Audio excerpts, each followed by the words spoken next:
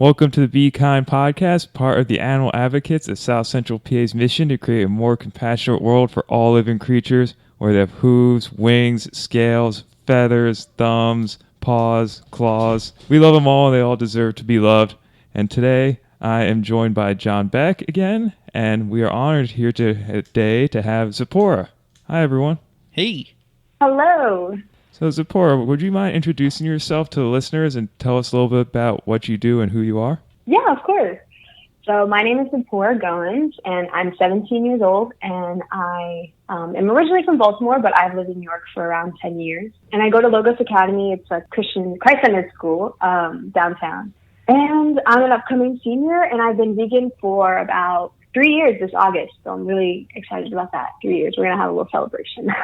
But who I am, a little bit about what I've done. And in the past 2 days, it's almost going to be 2 weeks, I organized a peaceful protest for Black Lives Matter with my best friend, Arlette Morales, who's also like downtown New York. And an estimated 1,500 people came. So that's kind of why I started getting more involved. And one of the first things I've done to get more involved with the movement. You're being very humble. That was quite a amazing event. That was really inspiring to see. And I'm so honored you came on our show as a guest, because I'm sure you're getting requests like this from all over, and the fact you decided to come and spend a little bit of your precious time with us means a lot. Oh, of course. I love you guys so much. Like the fact that I remember when I did my vegan interview last year, and then to still be able, like, I'm still in contact with the people who were part of that. And I really love that, because most times it's you do something and then they jump off, and I'm just glad that they're, right. You still have that connection going. Yeah. So, for sure. Yeah, and you're awesome. And not only just the Vegan Spotlight you did with us, but you also were a speaker at Harvest Veg Fest last year, which was awesome. Yeah, that was really cool. I love that. That was a lot of fun. I met a lot of really cool people there too, like Savannah. So I have some nice connections, some new friends, new vegan friends. That's good to have. And your mother was the caterer for the Animal Advocates annual meeting. So you're just connected with us in more ways than you know. That's true. That is very true. But back to the protests, I just want to say, I've been going to protests of all varieties for over 25 years. And you were so organized, and it was just so well done that it just blew me away. Like, you should definitely be proud of yourself, because it's not easy putting that stuff together, and what you did was phenomenal. So thank you for that. Thank you so much. I really appreciate it. I'm so glad that you were, I'm assuming you were obviously there. I was there for a little bit, but I watched the live feeds, and it was great. It was great to see.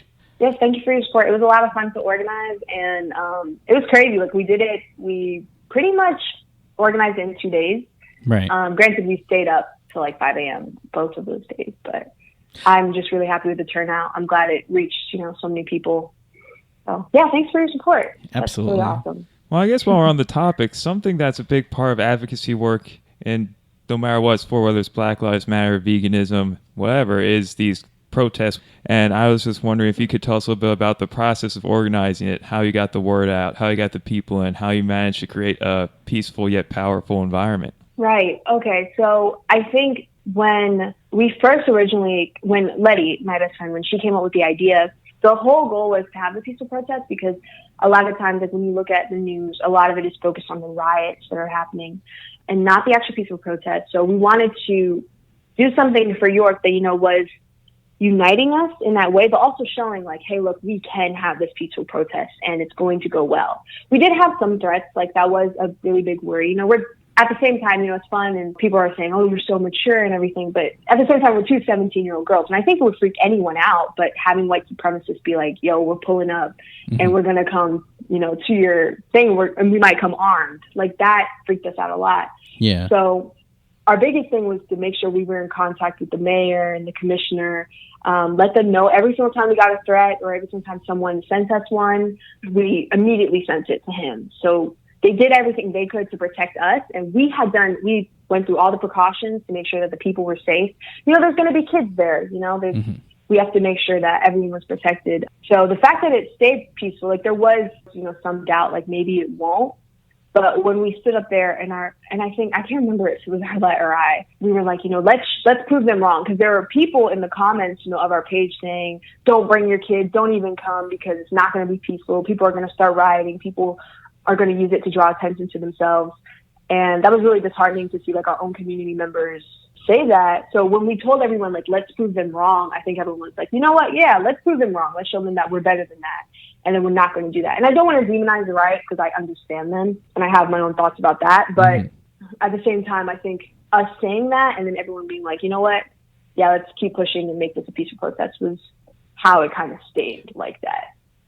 And you definitely did it too. I mean, it was seriously one of the most peaceful things I've seen in a long time, because there's just so much chaos going on right now, and it was so like refreshing to see the community coming together, and you know, seeing Cherie McFadden's banner put up and all that stuff being organized, helping out with you guys, and that was amazing to see. And it's great that you actually like talked to the, you know, city officials to make sure this was like Right. really successful thing. And it was really awesome. It was a very powerful moment. I think when we first got in there, just like you could feel my teacher, he sent me an email, really, really nice guy. I love my teacher.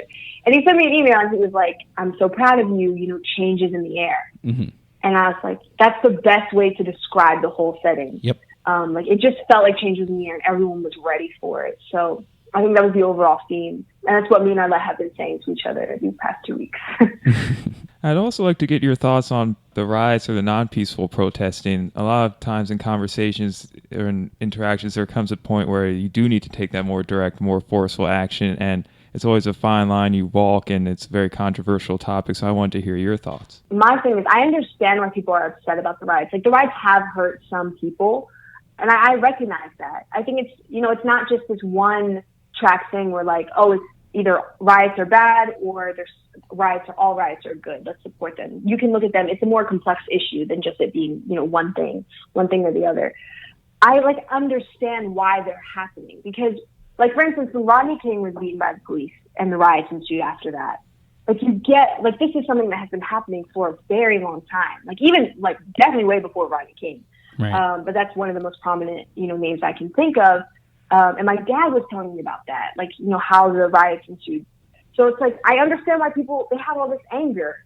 And I think the best way to explain is just I understand it. I personally wouldn't participate in them. I'd love to go see, like, I personally would love to see it and not actually participate in the riots themselves. But I've seen some videos and I'm like, you know, I think it would be an interesting thing to actually, you know, witness, I guess. But I understand the anger and I understand the frustration. And I watched Dave Chappelle's special last night, and I love Dave Chappelle. And he said, you know, the streets are speaking for themselves. And he repeated that several times. And I think that anger, you know, as what Martin Luther King, everyone's coming up with this quote, you know, the riots are the sound of the unheard, something like that. Yeah. So I think the riots have made people listen. So I understand both sides of them. It's kind of hard. I don't know. It's a difficult thing. I think it's something like if I were to write out a paper, I would have to do a lot of research on it because the history of rioting and how it's been effective, and you can't ignore that either. Something that I would like to touch on is how can the white vegan group or demographic be allies to the Black Lives Matter movement during this time?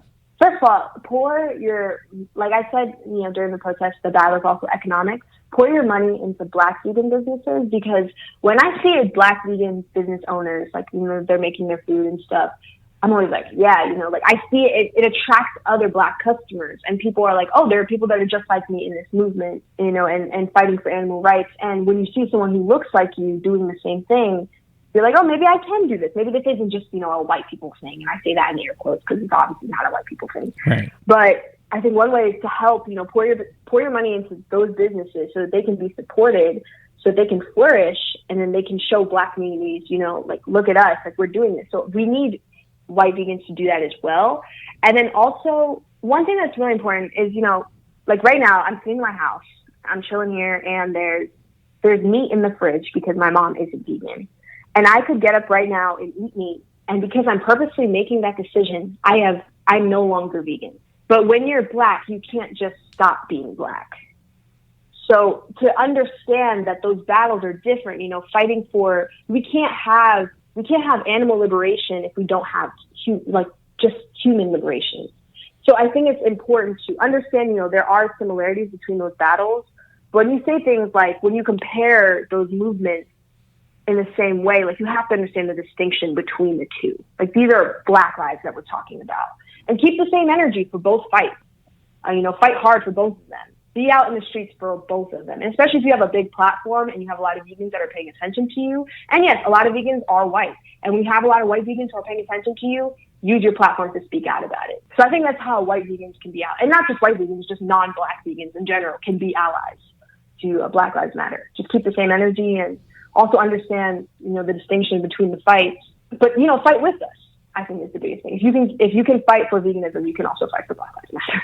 Have you ever encountered any situations where maybe your different viewpoints on veganism and Black Lives Matter or social justice in general have intersected in ways that either complement each other or almost put you in a conflict with yourself? I think just the idea that there are systems that are in place against both groups, the system that hurts animals and abuses animals. It's not the same system. I think there are, they intertwine sometimes, but it's obviously not the same system. But just understanding that there is an action system that is, oppressing both of these groups. So yeah, I think that's one way that they intersect. I think that's the main thing for me. It's just the systematic racism, and also just the way that animals are treated in general, and how, I don't know if that makes sense, but yeah, that's my overall thought of it. Makes sense to me. I mean, Yeah, I think you're very articulate on how you're explaining it. I know you feel like you're not, but what you're saying makes sense. Yeah, you're talking about concepts that I learned in graduate school for social work, and you're not even graduated high school yet, so you're doing great. Yeah, no, Thank you. you're awesome. You already touched on this a little bit, but the vegan population is typically very homogeneous. A lot of mostly white people and trending towards white women, though John and I are white men, but we're still very much in the kind of whitewashing of, I don't know if that's right, we're in the very white heavy demographic of veganism. How can we go about engaging the minority community and gain more diversity within the movement? Because the movement wants to make everyone vegan, and that includes everyone. I think this just goes for allies in general, and if we're talking specifically like white vegans, don't take up too much of the conversation and don't make it about veganism. Of course that's an important part, and still continue that work on veganism and animal rights, but don't let that be the focus of why you're taking part of Black Lives Matter. Not to convert people to veganism. That isn't the goal of the fight. It's also, I think, important to see the way, veganism in general is just really good for minority communities. And that's on an economic stance and all of that. It's good for our communities. So maybe reminding people hey, look, when things die down, I think in this moment, it's not about veganism. When things die down, you're here are some solutions. Maybe this might help. Giving those resources that might relate to veganism are helpful too. I think those are great ideas. And I just thought of something. We skipped my favorite question, the stereotypical "what's your vegan journey" question. Love that question. My vegan journey. So my brother, he's vegetarian now, but he was really interested in veganism. I think when we were young, we had actually met some crazy vegans in Malaysia. I'm sure they were also drunk, so I'm not going to be too mad at them, but I remember thinking, wow, vegans are crazy. I could never. But then when we got home and we were researching it, and I eventually became pescatarian, and then I became vegetarian. I went back and forth between that, and then there was one period where I was eating chicken wings every other day, but still calling myself pescatarian. It really didn't make sense. I was 13, so Right. But there was one summer where we worked. It's like a youth advocate program. It's called Tribal Corps, and there was this lady there. Her name is Miss Sonia, and she was like, you know what, guys, watch What the Health. I'm gonna, it's really interesting. And me and Raul were like, you know what, bet we're gonna watch it. We were watching, and I was like, yo, this is crazy. And I was already vegetarian at this point, and people already thought I was a little weird. But we thought, let's just slowly make the transition. And it was crazy. I remember I didn't eat meat I didn't eat any dairy or anything, any animal products for 2 days. And then there was cheese pizza, and I broke it. And I was like, okay, I'm gonna have cheese pizza. And I got sick. I got so sick.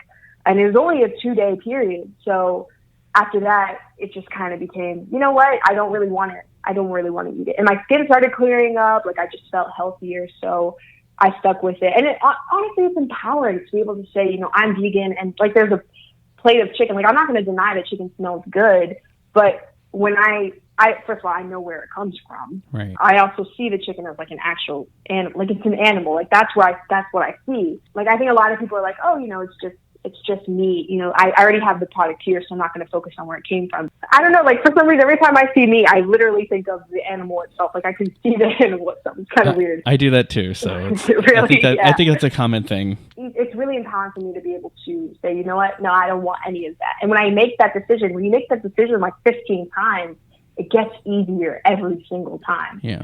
So yeah, that's why I'm still vegan. Because people are asking, like, are you ever going to stop? And honestly, no. Like, I'm in too deep. I love it too much. So, Absolutely not. I love those ideas. There's actually a cartoon in the paper today of this guy visiting a farm sanctuary, looking at a pig and a cow and a chicken. And then the last frame was him working at a butcher stand with his head down crying. So that was very topical. Yeah, for sure. I think, and to get back to the whole Black Lives Matter thing and how that intertwines with veganism is they're just both abuses of power.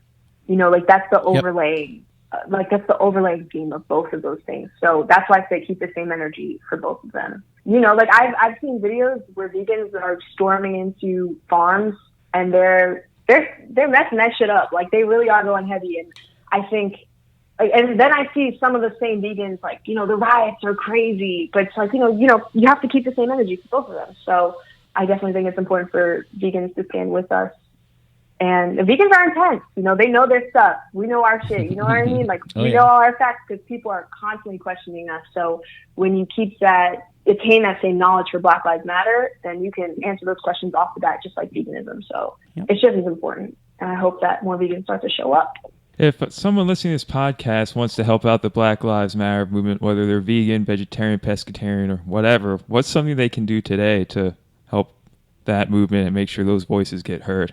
Yes. Okay. Great question. So, first of all, petitions are sometimes, you have to be 18, and I don't really know how they check that information, but I found some really great petitions where you don't have to be 18, just in case there are any vegans who are under that age.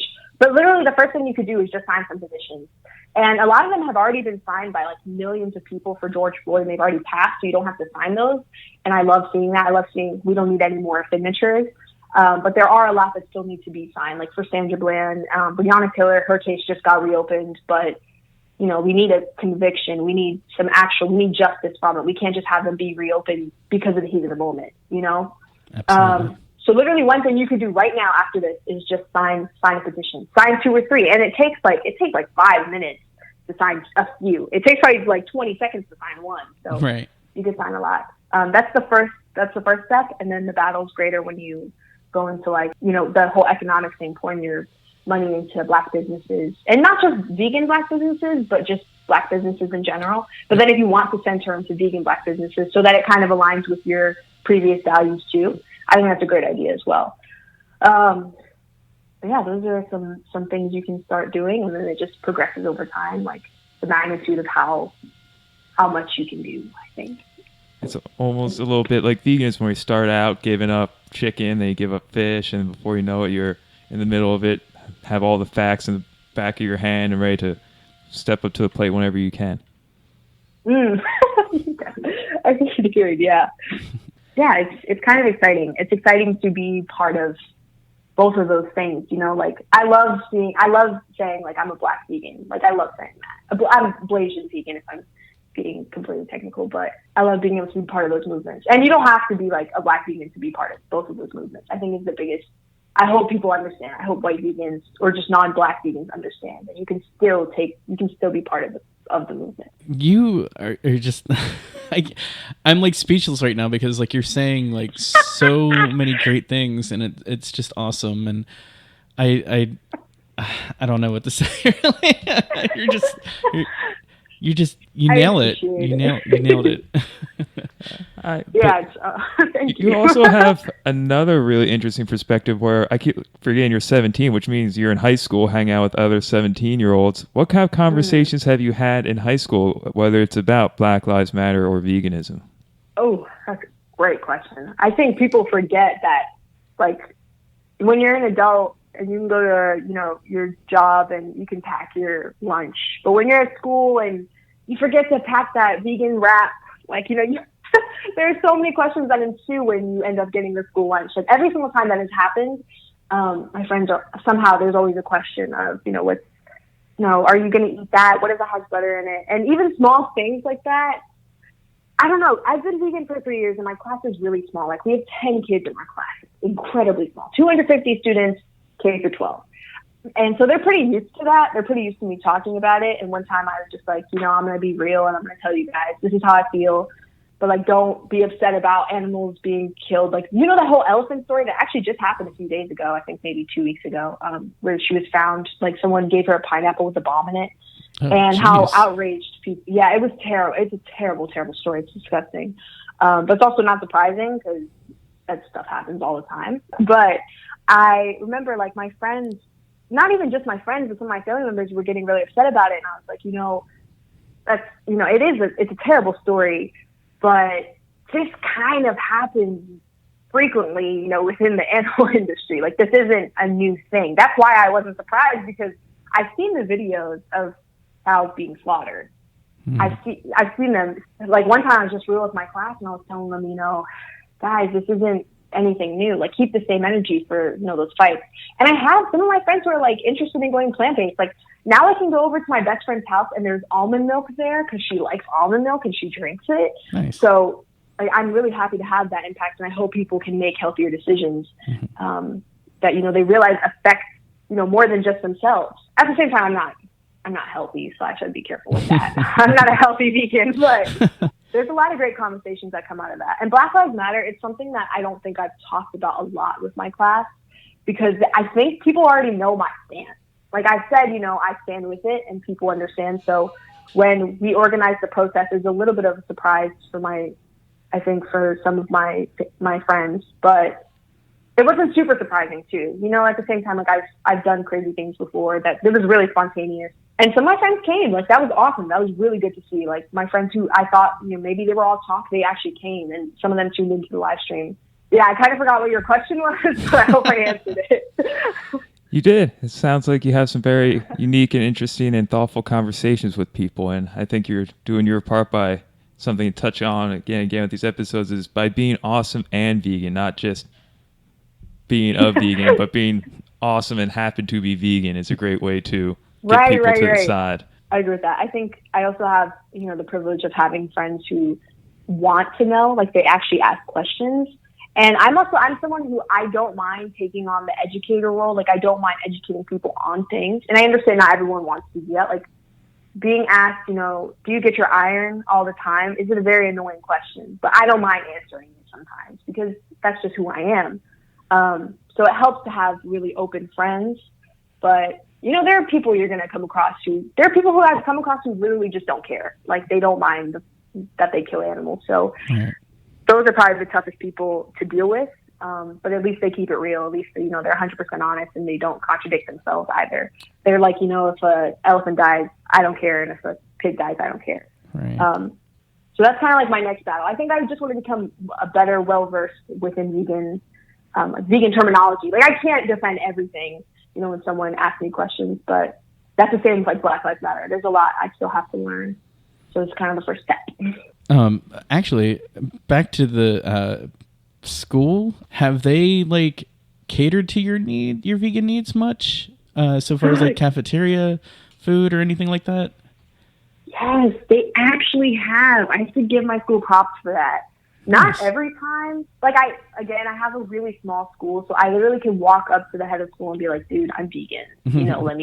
Let me get a meal, but not everyone can do that. But I do, like, I remember I'm part of the student ambassador program at my school, and there were vegan cupcakes there, and they were just for me. And there was even extra. I took them home. It was so nice. That's awesome. But like, I still can't eat school lunch without like starving later. I can't just eat corn, which is usually the only thing I can eat. But my mom also, like, I have the advantage of my mom. She doesn't work there anymore, but she used to work in the kitchen. And so, like, she would give me, a little extra here and there. But the school's been pretty accommodating. Like, especially my teachers, like, if they bring in a snack, they make sure I can eat it. That's awesome. And I really like that. Something you see on social media a lot is that vegans have a tendency to hijack every single movement or current event out there. Let's say someone does a meme of an earthquake that kills 100 people, and they go, well, 100 million chickens died last week or something like that. How do you respond to that kind of criticism where somebody may say, yeah, it's awful what's happening to black people in this country, but this stuff is happening so much worse to cows and pigs? Right. Yeah, I think that's why I mentioned, don't equate the movements, and don't take up too much space in those movements. Personally, I think those, like when I see those memes and I see the vegan comment, I laugh a little bit, but I also understand how people get irritated. But when it comes to like saying, these are literally the same fights, what black people are going through or what animals are going through, like that's just such a tone-deaf statement to make and such a ridiculous thing to say. And I personally, I don't really see vegans hijacking too many things. I think if anything, sometimes I feel like vegans are bullied. That's just how I feel. But within this movement, I have seen some vegans who are like, they're exactly the same fight. And to say something like that is exactly what we're fighting against. Like, don't equate those same things. Like, they're literally not the same fight. They just have similarities. And you can recognize the similarities. But, yeah, I think, and it will push people away from veganism. So I hope that when vegans want to speak up for Black Lives Matter, that they recognize that the fights aren't the same, I guess would be the overall thing. And don't hijack every movement. I didn't actually know that was a thing. I didn't know that vegans tend to hijack movements, but I have seen that with this one specifically. I have definitely seen that with this one. I think that's great advice, and thank you so much. Well, we're coming up on half an hour, so John, any last questions? No, other than just thank you for being on. I keep up the great work. You're amazing. You're so amazing. And or maybe when are you running for president? I guess that would be my question. I don't know. We're gonna start with. I was student body president last year, so we'll start with.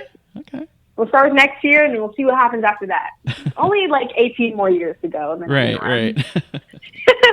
Well, I'll just echo what John said. Thank you so much for everything you're doing and for speaking with us this afternoon. Any final words? I think just for the vegan community, always call out like oppressive behaviors against any group and keep fighting with us and listen. And, thank you for fighting with us, I think would be the overall thing. And especially to my Black vegans out there, just keep pushing, because I know sometimes that can be a tough thing as well. But yeah, thank you guys so much. I was so happy to do this. This is so cool. It was an honor to have you, and again, thank you. Yes, thank you so much. Thank you guys. I appreciate it.